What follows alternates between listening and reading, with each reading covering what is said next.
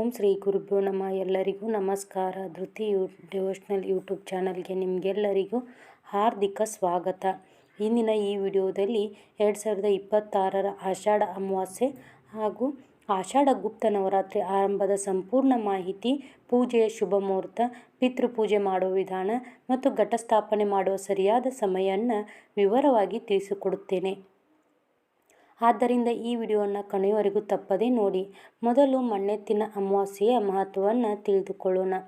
ಈ ಅಮಾವಾಸ್ಯೆಯನ್ನು ಜ್ಯೇಷ್ಠ ಅಮಾವಾಸ್ಯೆ ಹಾಗೂ ಮಣ್ಣೆತ್ತಿನ ಅಮಾವಾಸ್ಯೆ ಎಂದು ಕರೆಯಲಾಗುತ್ತದೆ. ಈ ದಿನ ಪಿತೃದೇವತೆಗಳನ್ನು ಸ್ಮರಿಸಿ ತರ್ಪಣ, ದಾನ, ಧರ್ಮ ಹಾಗೂ ಭಕ್ತಿಯಿಂದ ಪೂಜೆ ಮಾಡಿದರೆ ಪೂರ್ವಜರ ಆಶೀರ್ವಾದ ದೊರೆಯುತ್ತದೆ. ಕುಟುಂಬದಲ್ಲಿ ಸುಖ, ಶಾಂತಿ, ಆರೋಗ್ಯ ಹಾಗೂ ಐಶ್ವರ್ಯ ವೃದ್ಧಿಯಾಗುತ್ತದೆ. ಈ ವರ್ಷದ ಅಮಾವಾಸ್ಯೆ ಸೋಮವಾರ ಸಂಜೆ 6:50ಕ್ಕೆ ಪ್ರಾರಂಭವಾಗಿ ಮಂಗಳವಾರ ಮಧ್ಯಾಹ್ನ 3:14ಕ್ಕೆ ಮುಕ್ತಾಯವಾಗುತ್ತದೆ. ಈ ದಿನದ ಮಹಾಪುಣ್ಯ ಕಾಲ ಬೆಳಗ್ಗೆ 5:33ರಿಂದ 9 ಗಂಟೆಯವರೆಗೆ ಇರುತ್ತದೆ. ಈ ಸಮಯದಲ್ಲಿ ಬೇಗ ಎದ್ದು ಸ್ನಾನ ಮಾಡಿ, ಸಾಧ್ಯವಾದರೆ ಗಂಗಾಜಲವನ್ನು ಸ್ನಾನದ ನೀರಿಗೆ ಸೇರಿಸಿ ಪವಿತ್ರ ಸ್ನಾನ ಮಾಡಿ, ನಂತರ ಮನೆ ದೇವರ ಪೂಜೆ ಮಾಡಿ. ಅದೇ ಸಮಯದಲ್ಲಿ ನಿಮ್ಮ ಸಾಮರ್ಥ್ಯಕ್ಕೆ ಅನುಗುಣವಾಗಿ ಅನ್ನದಾನ, ವಸ್ತ್ರದಾನ, ಎಳ್ಳು, ಅಕ್ಕಿ, ಹಣ್ಣು ಅಥವಾ ಧಾನ್ಯಗಳನ್ನು ದಾನ ಮಾಡಿದರೆ ಅತ್ಯಂತ ಪುಣ್ಯ ಫಲ ದೊರೆಯುತ್ತದೆ.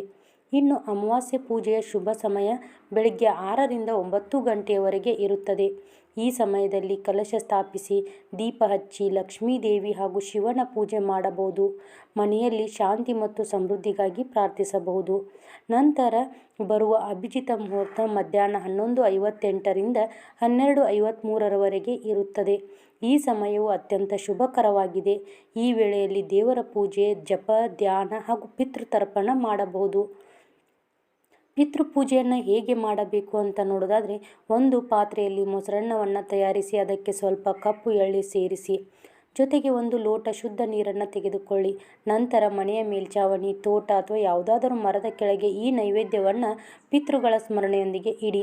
ಪಕ್ಷಿಗಳು ಅಥವಾ ಇತರ ಜೀವಿಗಳು ಅದನ್ನು ಸ್ವೀಕರಿಸಿದರೆ ಅದು ಪಿತೃದೇವತೆಗಳಿಗೆ ಅರ್ಪಿಸಿದಂತೆ ಎಂದು ಹೇಳಲಾಗುತ್ತದೆ. ಇದರಿಂದ ಪಿತೃದೋಷ ನಿವಾರಣೆಯಾಗುತ್ತದೆ ಹಾಗೂ ಅವರ ಆಶೀರ್ವಾದ ಕುಟುಂಬದ ಮೇಲೆ ಸದಾ ಇರುತ್ತದೆ. ಈ ದಿನದ ರಾಹುಕಾಲ ಮಧ್ಯಾಹ್ನ 3ರಿಂದ 4:30ರವರೆಗೆ ಇರುತ್ತದೆ. ಆದ್ದರಿಂದ ಬೆಳಿಗ್ಗೆ ತಿಳಿಸಿದ ಶುಭ ಸಮಯದಲ್ಲಿ ಪೂಜೆ ಮುಗಿಸಿಕೊಳ್ಳುವುದು ಉತ್ತಮ. ಇನ್ನು ಆಷಾಢ ಗುಪ್ತ ನವರಾತ್ರಿಯ ಕುರಿತು ತಿಳಿದುಕೊಳ್ಳೋಣ. ಈ ವರ್ಷ ಗುಪ್ತ ನವರಾತ್ರಿ ಬುಧವಾರದಿಂದ ಆರಂಭವಾಗುತ್ತದೆ. ವಿಶೇಷವಾಗಿ ಶ್ರೀ ವಾರಾಹಿ ದೇವಿ, ದುರ್ಗಾದೇವಿ, ಚಾಮುಂಡೇಶ್ವರಿ ಹಾಗೂ ದಶಮಹಾವಿದ್ಯೆಗಳ ಉಪಾಸಕರಿಗೆ ಈ ನವರಾತ್ರಿ ಅತ್ಯಂತ ಮಹತ್ವದ್ದಾಗಿದೆ. ಘಟಸ್ಥಾಪನೆಗೆ ಶುಭ ಸಮಯ ಬೆಳಗ್ಗೆ 5:33ರಿಂದ 10:09ರವರೆಗೆ ಇರುತ್ತದೆ. ಈ ಸಮಯದಲ್ಲಿ ಕಲಶ ಸ್ಥಾಪಿಸಿ ತೆಂಗಿನಕಾಯಿ, ಮಾವಿನ ಎಲೆಗಳು, ಕುಂಕುಮ, ಅರಿಶಿನ, ಅಕ್ಷತೆಗಳಿಂದ ಪೂಜೆ ಮಾಡಿ, ನಂತರ ವಾರಾಹಿ ದೇವಿಯ ಅಥವಾ ದುರ್ಗಾದೇವಿಯ ಚಿತ್ರವನ್ನು ಇಟ್ಟು ಭಕ್ತಿಯಿಂದ ಆರಾಧನೆ ಆರಂಭಿಸಬಹುದು. 9 ದಿನಗಳ ಕಾಲ ಪ್ರತಿದಿನ ದೀಪ ಹಚ್ಚಿ ದುರ್ಗಾ ಸಪ್ತಶತಿ, ಲಲಿತ ಸಹಸ್ರನಾಮ, ವಾರಾಹಿ ಕವಚ ಅಥವಾ ನಿಮಗೆ ತಿಳಿದಿರುವ ದೇವಿ ಸ್ತೋತ್ರಗಳನ್ನು ಪಠಿಸಬಹುದು. ಕೆಂಪು ಹೂವು, ಕುಂಕುಮ ನೈವೇದ್ಯವನ್ನು ಸಮರ್ಪಿಸಿ ಭಕ್ತಿಯಿಂದ ಪೂಜೆ ಮಾಡಿದರೆ ದೇವಿಯ ಕೃಪೆ ಲಭಿಸುತ್ತದೆ. ಗುಪ್ತ ನವರಾತ್ರಿಯಲ್ಲಿ ಮನಸ್ಸಿನ ಶುದ್ಧತೆ, ಸಾತ್ವಿಕ ಆಹಾರ, ದೇವಿ ನಾಮಸ್ಮರಣೆ ಹಾಗೂ ದಾನ ಧರ್ಮಕ್ಕೆ ವಿಶೇಷ ಮಹತ್ವ ಇದೆ. ಈ ದಿನಗಳಿಂದ ಭಕ್ತಿಯಿಂದ ಮಾಡಿದ ಪ್ರಾರ್ಥನೆಗಳು ಬೇಗ ಫಲ ನೀಡುತ್ತವೆ. ಹಾಗೆ ಸ್ನೇಹಿತರೆ, ಈಗ ನಿಮಗೆ ಒಂದು ಪ್ರಮುಖ ವಿಷಯವನ್ನು ಹೇಳುತ್ತೇನೆ.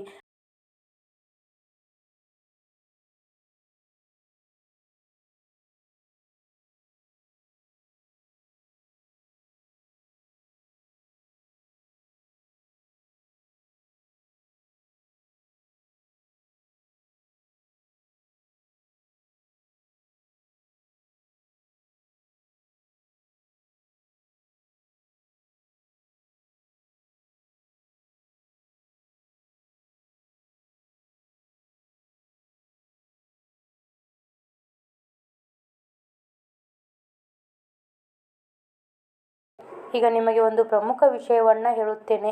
ಮಣ್ಣೆತ್ತಿನ ಅಮಾವಾಸ್ಯೆ ದಿನ ಕೇವಲ ಪೂಜೆ ಮಾಡಿದರೆ ಸಾಕು ಎಂದುಕೊಳ್ಳಬಾರದು.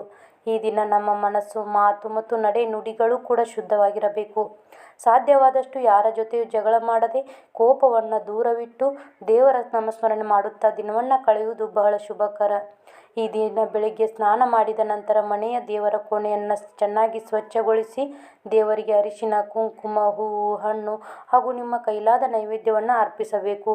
ವಿಶೇಷವಾಗಿ ಶಿವ ಪರಮಾತ್ಮ, ಮಹಾಲಕ್ಷ್ಮೀ ದೇವಿ ಹಾಗೂ ಪಿತೃದೇವತೆಗಳನ್ನು ಸ್ಮರಿಸಿ ಪ್ರಾರ್ಥನೆ ಮಾಡಿದರೆ ಜೀವನದಲ್ಲಿರುವ ಅನೇಕ ಅಡೆತಡೆಗಳು ದೂರವಾಗುತ್ತವೆ. ಮಣ್ಣೆತ್ತಿನ ಅಮಾವಾಸ್ಯೆ ಎಂದರೆ ಭೂಮಾತೆಯನ್ನು ಸ್ಮರಿಸುವ ದಿನವೂ ಆಗಿದೆ. ಆದ್ದರಿಂದ ಸ್ವಲ್ಪ ಮಣ್ಣನ್ನು ಭಕ್ತಿಯಿಂದ ನಮಸ್ಕರಿಸಿ ಭೂಮಾತೆ ನಮ್ಮ ಕುಟುಂಬಕ್ಕೆ ಆರೋಗ್ಯ, ಐಶ್ವರ್ಯ ಹಾಗೂ ಸುಖ ಶಾಂತಿ ಕರುಣಿಸು ಎಂದು ಪ್ರಾರ್ಥಿಸಬೇಕು. ರೈತರು ಈ ದಿನ ಭೂಮಿಗೆ ವಿಶೇಷ ಗೌರವ ಸಲ್ಲಿಸುತ್ತಾರೆ, ಏಕೆಂದರೆ ಭೂಮಿಯೇ ನಮ್ಮ ಜೀವನಕ್ಕೆ ಆಧಾರವಾಗಿದೆ. ಈ ದಿನ ತುಳಸಿ ಗಿಡದ ಬಳಿ ದೀಪ ಹಚ್ಚುವುದು ಕೂಡ ಬಹಳ ಶುಭಕರ. ಸಂಜೆ ಸಮಯದಲ್ಲಿ ಎಳ್ಳಿನ ದೀಪ ಅಥವಾ ತುಪ್ಪದ ದೀಪವನ್ನು ಬೆಳಗಿಸಿ ಮಹಾಲಕ್ಷ್ಮೀ ದೇವಿಯನ್ನು ಸ್ಮರಿಸಿದರೆ ಮನೆಯಲ್ಲಿ ಧನಲಾಭ, ನೆಮ್ಮದಿ ಮತ್ತು ಸಕಾರಾತ್ಮಕ ಶಕ್ತಿ ಹೆಚ್ಚಾಗುತ್ತದೆ. ಇನ್ನು ಪಿತೃಪೂಜೆಯ ವಿಷಯಕ್ಕೆ ಬಂದರೆ ಪಿತೃದೇವತೆಗಳ ಸಂತುಷ್ಟರಾದರೆ ದೇವತೆಗಳ ಆಶೀರ್ವಾದವೂ ಸುಲಭವಾಗಿ ದೊರೆಯುತ್ತದೆ. ಆದ್ದರಿಂದ ಪೂರ್ವಜರ ಹೆಸರನ್ನು ಮನಸ್ಸಿನಲ್ಲಿ ನೆನೆದು ಅವರಿಗೆ ಕೃತಜ್ಞತೆ ಸಲ್ಲಿಸಿ ನಮ್ಮ ಕುಟುಂಬದ ಬೆಳವಣಿಗೆಗೆ ಅವರ ಆಶೀರ್ವಾದ ಸದಾ ಇರಲಿ ಎಂದು ಪ್ರಾರ್ಥಿಸಿ. ಇನ್ನು ಗುಪ್ತ ನವರಾತ್ರಿಯ ಬಗ್ಗೆ ಸ್ವಲ್ಪ ವಿವರವಾಗಿ ತಿಳಿದುಕೊಳ್ಳೋಣ. ಗುಪ್ತ ನವರಾತ್ರಿ ವರ್ಷದಲ್ಲಿ ಅತ್ಯಂತ ಶಕ್ತಿಶಾಲಿಯಾದ ನವರಾತ್ರಿಗಳಲ್ಲಿ ಒಂದಾಗಿದೆ. ಈ 9 ದಿನಗಳಲ್ಲಿ ಆದಿಶಕ್ತಿ ದೇವಿಯ ವಿವಿಧ ರೂಪಗಳನ್ನು ಭಕ್ತಿಯಿಂದ ಆರಾಧಿಸಲಾಗುತ್ತದೆ. ವಿಶೇಷವಾಗಿ ಶ್ರೀ ವಾರಾಹಿ ದೇವಿ, ಕಾಳಿದೇವಿ, ತ್ರಿಪುರ ಸುಂದರಿ, ಭುವನೇಶ್ವರಿ ಹಾಗೂ ದಶಮಹಾವಿದ್ಯೆಗಳ ಉಪಾಸನೆಗೆ ಈ ಕಾಲ ಅತ್ಯಂತ ಪವಿತ್ರವಾಗಿದೆ. ನೀವು ಮನೆಯಲ್ಲಿ ಸರಳವಾಗಿ ಪೂಜೆ ಮಾಡುವವರಾಗಿದ್ದರೆ ಭಯಪಡುವ ಅಗತ್ಯವೇ ಇಲ್ಲ. ಭಕ್ತಿಯಿಂದ ದೇವಿಯ ಫೋಟೋ ಅಥವಾ ವಿಗ್ರಹವನ್ನು ಇಟ್ಟು ಪ್ರತಿದಿನ ಒಂದು ದೀಪ ಹಚ್ಚಿ ಕುಂಕುಮ ಅರ್ಪಿಸಿ, ಹೂವು ಅರ್ಪಿಸಿ ಓಂ ಐಂ ರೀಂ ಶ್ರೀಂ ದುರ್ಗಾಯೈ ನಮಃ ಅಥವಾ ಓಂ ವಾರಾಹೈ ನಮಃ ಎಂಬ ಮಂತ್ರವನ್ನು 11, 21 ಅಥವಾ 108 ಬಾರಿ ಜಪಿಸಿದರೂ ಉತ್ತಮ ಫಲ ದೊರೆಯುತ್ತದೆ. ಗುಪ್ತ ನವರಾತ್ರಿಯ ಸಮಯದಲ್ಲಿ ಸಾಧ್ಯವಾದಷ್ಟು ಸಾತ್ವಿಕ ಆಹಾರ ಸೇವಿಸಿ.